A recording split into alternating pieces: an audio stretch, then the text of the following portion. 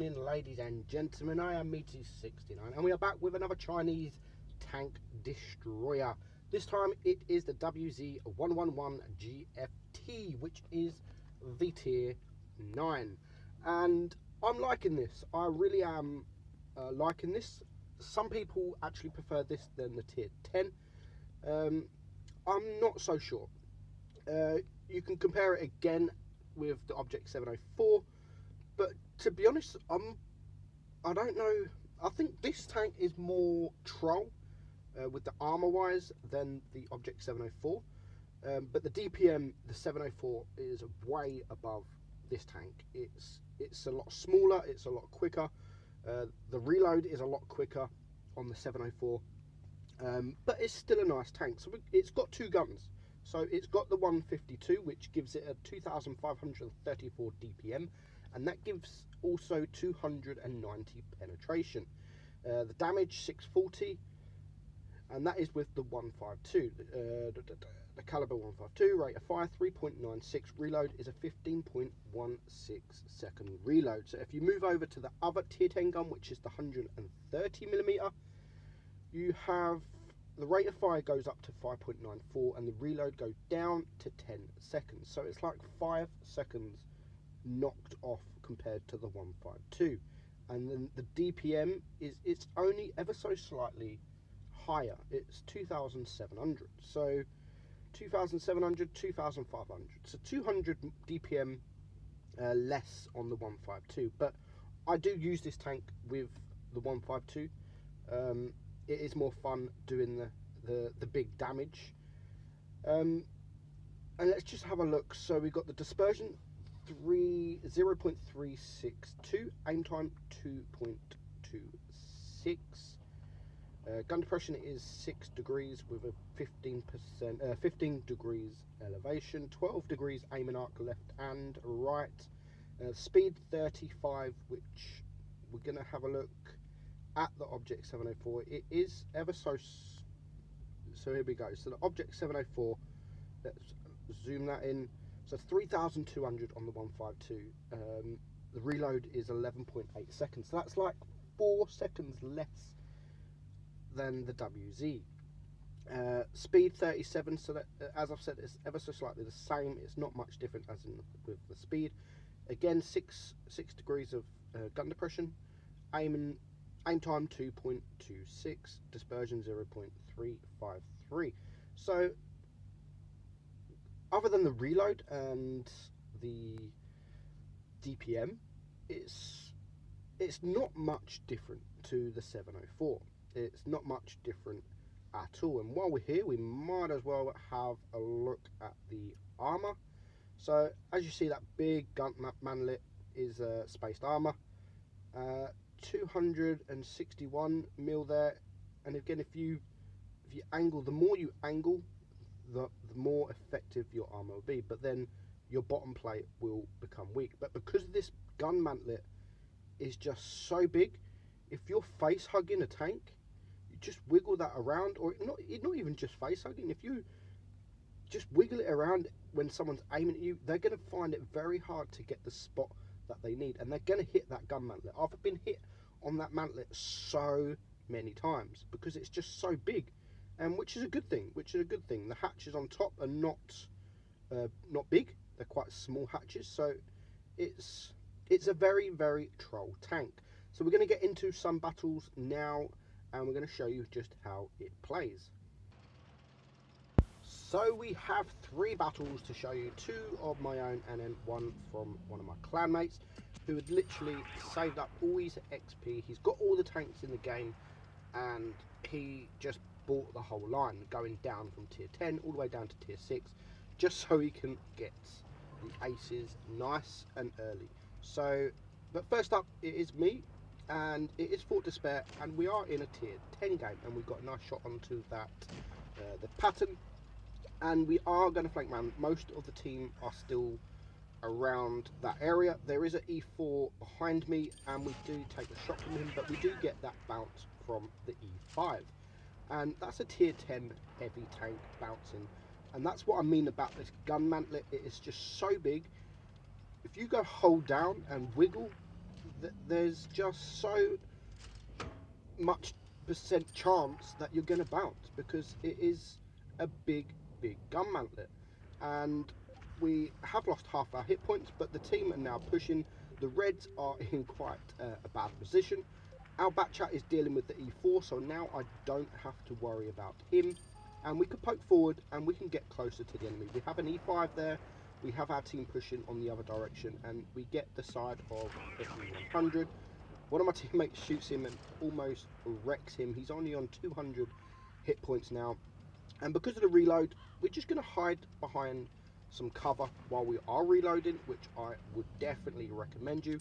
And now here's an object 268. Again, we're going to angle, and we're not going to give him our front plate as we are backing up. We're going to try and angle the best we can.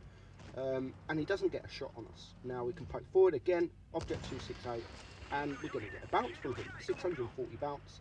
That's from a 268 who has over 300mm of pen, and he bounces. So that's 1400 block damage we have received this battle. And again, there's an E100 there. We're going to get a side shot into him, and again we are at an angle, so he can really only shoot the left side, but if we're wiggling, he's going to hit that mantlet. But now we're going to push forward. E100 is gone. We can just deal with the E5. Now he's not going to miss that. He's not going to bounce that. And it turns out a very easy battle. We blocked 1400, but we only did 3.2k, which is just a first class. But again, just like the tier 10, you can make some credits. 28,000 credits, which is not bad. We didn't have to shoot any gold. And moving up, tier 8. Tier 8 is lovely. It really is lovely. If you can HE those RUs, which you see at the start, the CDCs, if you can get them properly, the T49s, the RHM Borziks, the Waffles, you're going to have so much fun in this tank, because you can do over 1000 damage into them. And we're just going to wait. No one's spotted as of yet until now, and we get the tortoise that is going up, and we get a side shot into him. 665 straight away. Not spotted.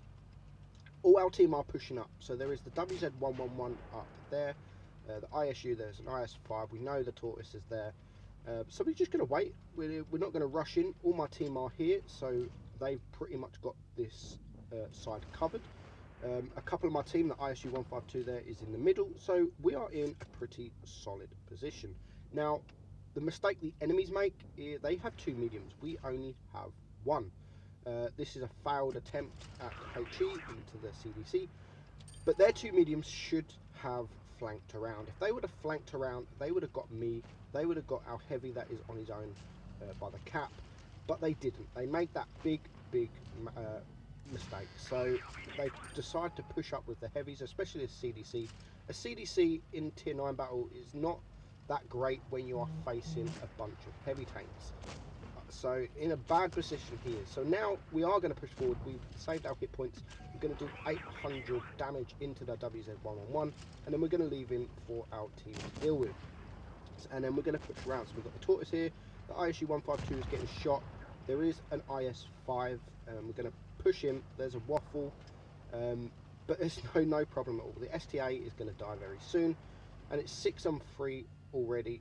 Just over 2 minutes gone. We get one shot into the IS-5. My team are going to deal with him. The STA is now dead, and it now just leaves the waffle. And as you know, the waffle is very juicy, and we have the HE loaded. But the speed of this tank, I just can't get there quick enough. We have the 152 next to me. The waffle's going to take him out. My team are going to shoot him. 491 damage, which allows me to do 806. So that battle, again, pretty easy. We did an easy 4k damage, and that was only a second class. I can't actually ace this tank. I've been playing it like all evening, and I just can't ace it. But here's a man that can. M. Taylor, very good friend of mine. I know him on a personal level. I met him a few times, met him at Tank Fest. We've gone out for breakfast, we've had a few dates. He was the one that actually got me up and running in streaming. He got me, or he gave me a laptop to borrow, a gaming laptop, which I then went on to buy off him. Well, not yet, but I will do. So he's a very good friend of mine, and he's helped me out a lot. And he aced this, and it was a very good battle. Again, it's a tier 10 battle, and he's playing very, very aggressively. It's a map where you can actually sit at the back and snipe, but he doesn't want to do that. He wants to push forward. He wants to be in the centre of the battle, and he gets one first bounce off the ISA, and he gets a damage into him. And as soon as he reloads, he's going to get more damage into him, and you can see he's angling up as he is backing up. So one tank down on his team. Now a juicy target there, a back chat. He is going to fire, but as soon as he fires, the back chat goes out of sight, and when in fact he does actually hit him. So he doesn't know that yet. He doesn't know if he done any damage into that back chat. His team have now got 2 tanks down, so it is 5 against 6 now. IS-8 there, he's going to get a nice shot into him, 549 damage into him. And again, he's backing up. He's not going to be exposed every time he's on a reload. He backs up, but there we go. You can spot the back chat. He's also just been shot, so he's just noticed that he did do the damage. Now there is an SU dealing with a WZ-120, so he's going to go and help him, but he was just out of time, and it's now 3 against 4. So it was 3 against 5, but he's taken out that tank, the SU, and it's now 3 against 4. But he's saved his hit points. He's got a nice bounce, and he's healthy. The enemy, however, are low on hit points. There is a couple of tanks, the IS-8 especially, but they have got a full hit point object 268 to worry about. Now he has been spotted. He's going to wait for that IS-8, and luckily he does a low roll with HE, doesn't manage to take him out, but he gets 2 bounces and he gets 1 shot in return. And again, there's another bounce, 310 block damage. It's now 2 versus 4, but the back chat is on 40 hit points.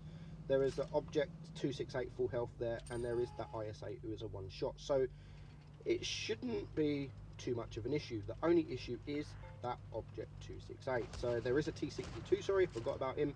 He gets a nice shot into him, and then the Foch clears him up. So he's gone, not to worry about, but he's on 700 hit points, and the IS-8 is going to go around, and I believe he was capping. I don't know why he actually poked around. He should have just carried on capping the other side, because they was winning on supremacy points. So if he gets the C, then they could have won this battle, because if M. Taylor pushes him, he has the object 268 to deal with.